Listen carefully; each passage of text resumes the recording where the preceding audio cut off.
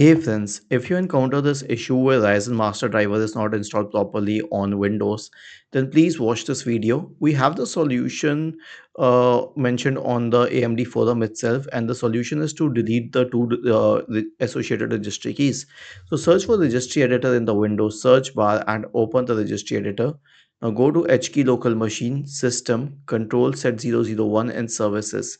In the right pane, you will notice two entries named AMD Ryzen Master Driver version 13 and 14. Simply right click and delete both of them. Okay, that's it. They are gone. And once these drivers have been deleted, then you can correctly load the version 14 driver. So search for Ryzen Master Driver in the Bing search bar, and then you can download it from here. Wait,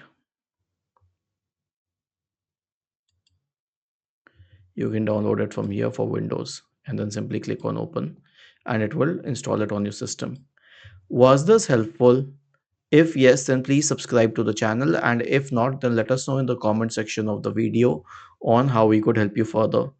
Thank you for watching this video and have a nice day.